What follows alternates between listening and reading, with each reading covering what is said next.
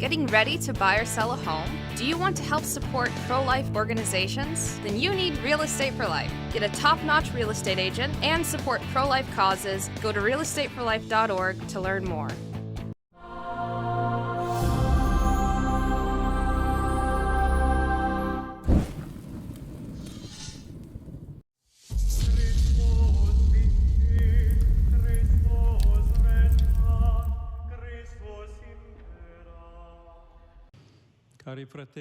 Dear Brother Cardinals, Brother Bishops and Priests, distinguished authorities and members of the diplomatic corps, and those who traveled here for the Jubilee of Confraternities, brothers and sisters, I greet all of you with a heart full of gratitude at the beginning of the ministry that has been entrusted to me.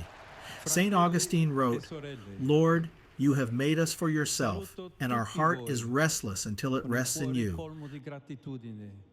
All'inizio del ministero che mi è stato affidato.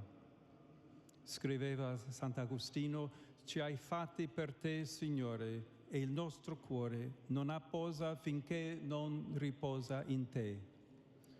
In these days, we have experienced intense emotions. The death of Pope Francis filled our hearts with sadness. In those difficult hours, we felt like the crowds that the Gospel says were like sheep without a shepherd. Yet on Easter Sunday, we received his final blessing, and in the light of the resurrection, we experienced the days that followed in the certainty that the Lord never abandons his people, but gathers them when they are scattered and guards them as a shepherd guards his flock. E nella luce della risurrezione abbiamo affrontato questo momento nella certezza che il Signore non abbandona mai il suo popolo. Lo raduna quando è disperso e lo custodisce come un pastore il suo gregge. In questo spirito di fede, il Collegio dei Cardinali si è riunito per il Conclave, arrivando da storie e strade diverse. Abbiamo posto nelle mani di Dio il desiderio di eleggere il nuovo successore di Pietro, il Vescovo di Roma, un pastore capace di custodire il ricco patrimonio della fede cristiana e al contempo di gettare lo sguardo lontano per andare incontro alle domande, alle inquietudini e alle sfide di oggi. Accompagnati dalla vostra preghiera, abbiamo avvertito l'opera dello Spirito Santo che ha saputo accordare i diversi strumenti musicali, facendo vibrare le corde del nostro cuore in un'unica melodia. E sono stato scelto senza alcun merito. In this spirit of faith, the College of Cardinals met for the conclave. Coming from different backgrounds and experiences, we placed in God's hands our desire to elect the new successor of Peter, the Bishop of Rome, a shepherd capable of preserving the rich heritage of the Christian faith and, at the same time, looking to the future in order to confront the questions, concerns, and challenges of today's world.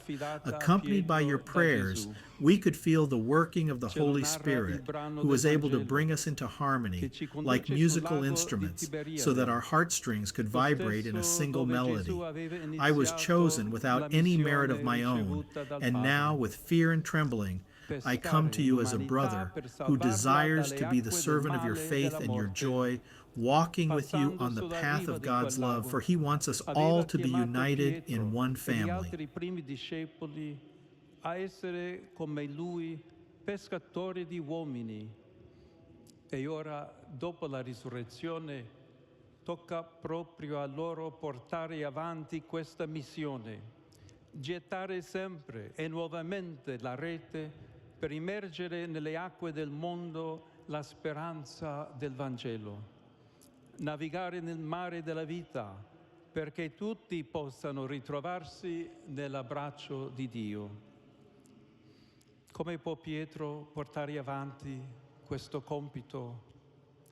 Il Vangelo ci dice che è possibile Love and unity. These are the two dimensions of the mission entrusted to Peter by Jesus. We see this in today's gospel, which takes us to the Sea of Galilee, where Jesus began the mission he received from the Father, to be a fisher of humanity in order to draw it up from the waters of evil and death. Walking along the shore, he had called Peter and the other first disciples to be like him, fishers of men. Now, after the resurrection, it is up to them to carry on this mission, to cast their nets again and again, to bring the hope of the gospel into the waters of the world, to sail the seas of life so that all may experience God's embrace. How can Peter carry out this task? The gospel tells us that it is possible only because his own life was touched by the infinite and unconditional love of God, even in the hour of his failure and denial.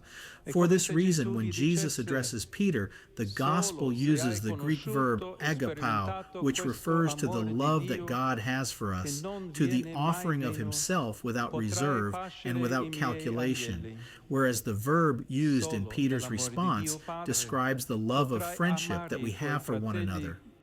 Con un di più, cioè offrendo la vita per I tuoi fratelli. A Pietro dunque è affidato il compito di amare di più e di donare la sua vita per il gregge.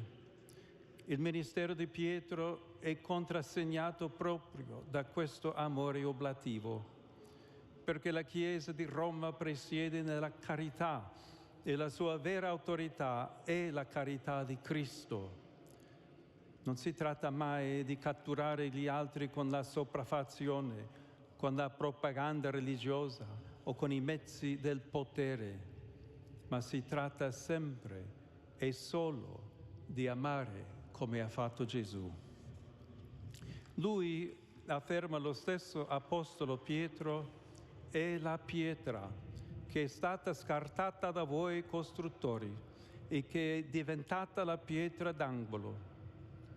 E se la pietra è Cristo, Pietro deve pascere il gregge senza cedere mai alla tentazione di essere un condottiero solitario. Consequently, when Jesus asks Peter, Simon, son of John, "Do you love me more than these?"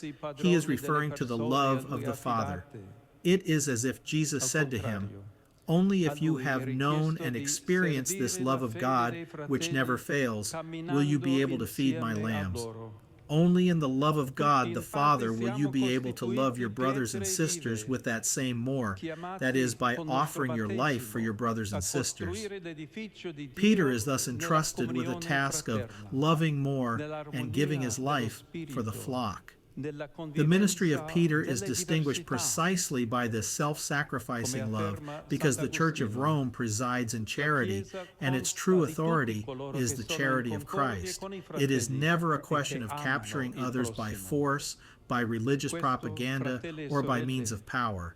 Instead, it is always and only a question of loving as Jesus did. The Apostle Peter himself tells us that Jesus is the stone that was rejected by you, the builders, and has become the cornerstone.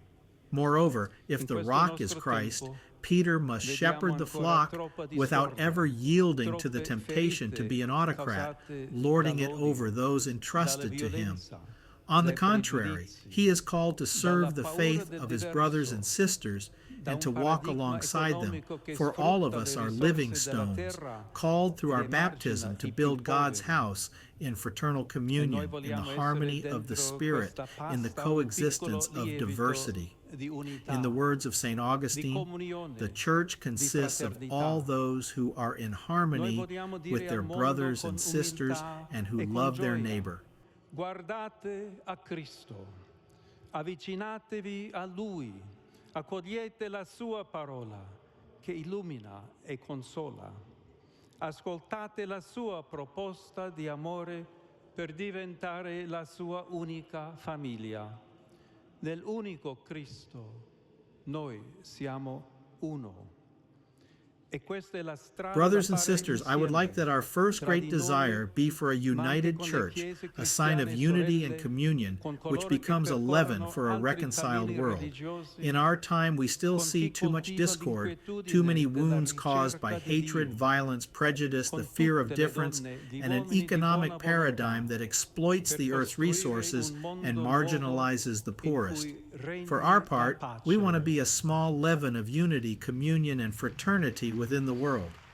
We want to say to the world with humility and joy, look to Christ, come closer to Him, welcome His word that enlightens and consoles, listen to His offer of love and become His one family. In the one Christ, we are one. This is the path to follow together among ourselves, but also with our sister Christian churches, with those who follow other religious paths, with those who are searching for God, with all women and men of goodwill, in order to build a new world where peace reigns. This is the missionary spirit that must animate us, not closing ourselves off in our small groups, nor feeling superior to the world. We are called to offer God's love to everyone in order to achieve that unity that does not cancel out differences, but values the personal history of each person and the social and religious culture of every people. Brothers and sisters, this is the hour for love. The heart of the gospel is the love of God that makes us brothers and sisters. With my predecessor, Leo XIII, we can ask ourselves today, if this criterion were to prevail in the world, would not every conflict cease and peace return? With the light and the strength of the Holy Spirit, let us build a church founded on God's love, a sign of unity, a missionary church that opens its arms to the world, proclaims the word, allows itself to be made restless by history, and becomes a leaven of harmony for humanity. Together, as one people, as brothers and sisters, let us walk towards God and love one another.